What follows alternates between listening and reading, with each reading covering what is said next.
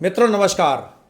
आज हम मौजूद हैं मैक्सा life IVF centre. मैक्सा life super specialist अस्पताल है। डॉक्टर अनीस बेग इसी अस्पताल के मालिक हैं, जो बच्चों के बड़े डॉक्टर हैं। इस अस्पताल के अंदर एक दो नहीं बल्कि कई बीमारियों के स्पेशलिस्ट डॉक्टर बैठते हैं। इन्हीं में से एक हैं डॉक्टर शुएब महमूद साहब। शुएब साहब दिल के डॉक्टर हैं और आपने बड़े बड़े अस्पतालों में, लखनऊ में, तमाम जगह बहुत बेहतरीन केसेस किए हैं। यहाँ पर भी आके इन्होंने कई कामयाब केस करके दिखाए हैं। आज आपसे बात करने जा रहे हैं दिल की कुछ खास बीमारियों पर। जाड़ों के दिनों में आपके दिल कहीं झटका ना खा जाए, आपका दिल कहीं बीमार ना हो जाए, ऐसी तमाम सुझाव और सलाह आप डॉक्टर शुएब साहब की ज़ुबानी सुन पाएंगे। गौर से सुनिए डॉक्टर शुएब साहब को। जाड़े शुरू हो रहे हैं और आने वाले दिनों में कोहरा भी पड़ेगा। भी पड़ेगी, लोग कांपेंगे तापेंगे। ऐसे हालातों में दिल के मर्जों से बचे रहें और जिनको मर्ज हो चुका है वो क्या एहतियात रखें, डॉक्टर शुएब सर? सर्दियों में एक्चुअली होता क्या है कि हमारे जो ब्लड वेसल्स हैं, नसें जिन्हें बोलते हैं, वो उनमें सिकुड़न होती है ठंड की वजह से। तो जिससे क्या होता है कि हार्ट पे ज़्यादा लोड पड़ता है। जो पेशेंट बीपी के हैं उनका बीपी थोड़ा राइज़ करता है। तो ऐसे पेशेंट में, जिन पेशेंट का बीपी की शिकायत रहती है, उनके बीपी डोज की रिक्वायरमेंट बढ़ जाती है थोड़ा, नसों की सिकुड़न की वजह से।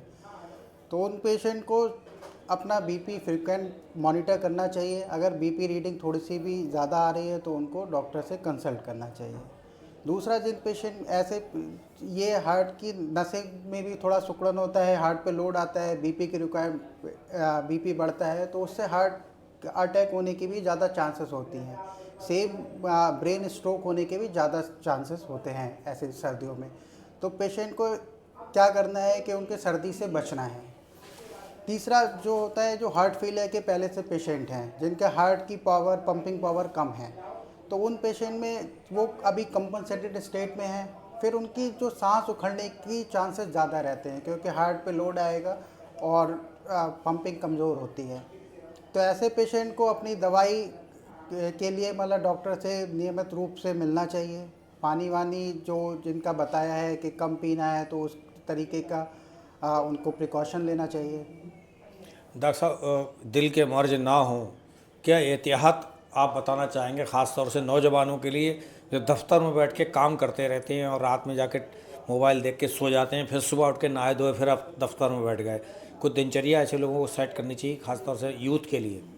जो मॉडिफाइबल रिस्क फैक्टर हैं हार्ट डिजीज़ के लिए, जो हम कंट्रोल कर सकते हैं, वो मैं बताना चाहूँगा। सबसे पहले है कि हमें अपना लाइफ स्टाइल बहुत इम्प्रूव करना चाहिए। डेली कम से कम 20 से 40 मिनट के बीच में हमें थोड़ा एक्सरसाइज करना चाहिए। वॉक, ब्रिस्क वॉक जिसको बोलते हैं, कि भागने और दौड़ने, चलने और भागने के बीच का जो होता है उसको ब्रिस्क वॉक बोलते हैं। सेकंड, हमको आवाज़ हल्की। अगर जो भी स्मोकिंग से अवॉइड करना चाहिए, अल्कोहल का सेवन नहीं करना चाहिए, खाने पीने में जंक फूड अवॉइड करना चाहिए, कम नमक मिर्च तेल का खाना हमको खाना चाहिए। डॉक्टर साहब, लेडीज़ में दिल के मर्ज ज़्यादा हो रहे हैं या बड़ों में हो रहे हैं, मर्दों में ज़्यादा हो रहे हैं? कुछ आइडिया, रिसर्च कुछ ऐसी बता रही है आपकी? अभी जिस तरीके से जो ट्रेंड चल रहा है, उसमें जो हमारे पास जो पेशेंट आ रहे हैं, वो यंग पेशेंट जो लेस देन 40, जो पहले आज से 10 साल पहले जो कहते थे it's a disease of old age, कि मोर देन 50 में केसेस ज़्यादा होते थे। अब उसका कारण एक ये भी है कि पेशेंटों में अवेयरनेस आ गई है कि पेशेंट थोड़ा भी अगर उनको चेस्ट डिस्कम्फर्ट है तो हम उन्हें ईजिली पिक कर रहे हैं। तो एक ये भी उसका कारण है। बट कुछ ये है कि due to the lifestyle, stress ज़्यादा है आज में, खान पान का ध्यान नहीं रखते हैं, तो अर्ली थोड़ा एज गैप उसमें आ रहा है कि थोड़ा पेशेंट अर्ली एज ग्रुप में कार्डिक डिजीज़ से ग्रसित हो रहे हैं। दिल का दौरा पड़ चुका है किसी को, कैसे पता लगे कि हमें दिल का दौरा पड़ चुका है? क्या सिम्टम्स होंगे? किसी का दिल का दौरा पड़ा हुआ है, उसमें यूजली आजकल लोग कम बहुत ये होता है कि गैस है, गैस है। उसमें आपको सीने में, बीच सीने में भारीपन होगा, दर्द होगा, तेज़ दर्द होगा, घबराहट होगी, सांस फूलेगी। आपका दर्द यहाँ सीने से जॉ, ये हमारे यहाँ ऊपर जाएगा, हाथ में, बाएं हाथ में आएगा। और इस तरीके का अगर दर्द है तो आप इसको ये मान के चलें कि हार्ट का दर्द है। सबसे पहला स्टेप होता है कि आप अपना एक ईसीजी कराएं।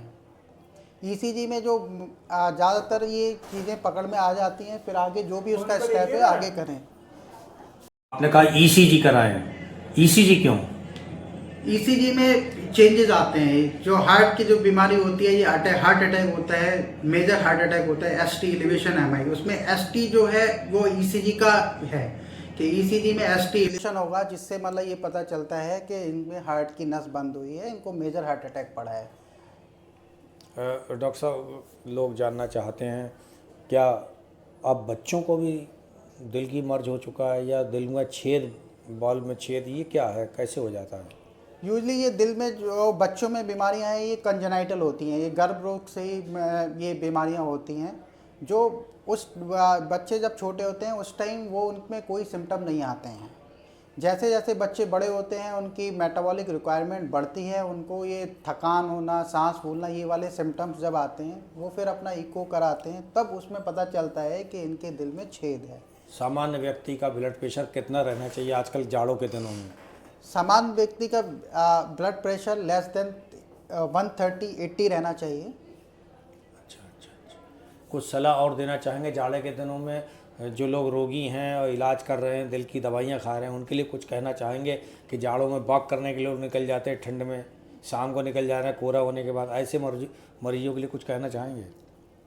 सर्दियों में सबसे इम्पॉर्टेंट है कि सर्दी से बचें।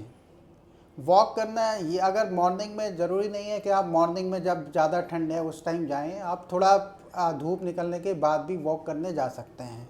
तो उसमें सर्दी से बचना बहुत ज़रूरी है। उसमें आपका बीपी बढ़ने का, सांस फूलने, जो हार्ट से पहले से जिनकी पंपिंग पावर कमज़ोर है उनके सांस बढ़ने का, फूलने का, ये सब खतरे बढ़ जाते हैं। डॉक्टर साहब, आखिर में जानना चाहेंगे हमारे दर्शक, आपका सफ़रनामा, कहाँ से आपने पढ़ाई लिखाई करके इतनी बुलंदियाँ हासिल की हैं, और कहाँ से मेडिकल किया, आप कौन कौन अस्पतालों में रहे, वर्तमान जिस अस्पताल में हैं, मैक्सा लाइफ सुपर स्पेशलिटी अस्पताल या मैक्सा लाइफ फैमी आईवीएफ सेंटर में आप हैं, क्या क्या सेवाएं दे रहे हैं और क्या क्या अभी कामयाबी हासिल हुई है आपको, डॉक्टर शुएब महमूद साहब? मैंने जो इंटर किया है यहीं JRM बरेली से किया है। उसके बाद मेरा AIPMT क्वालिफाई करके मैंने KGMC से MBBS किया। उसके इंटर्नशिप के साथ ही मेरा MD में सिलेक्शन हुआ। MD मैंने SNMC आगरा से किया। MD कंप्लीट होने के बाद मैंने DM कार्डियोलॉजी किया, वो जोधपुर से किया। DM कंप्लीट होने के बाद मैं लखनऊ आया। लखनऊ में मैंने अपोलो हॉस्पिटल में काम किया।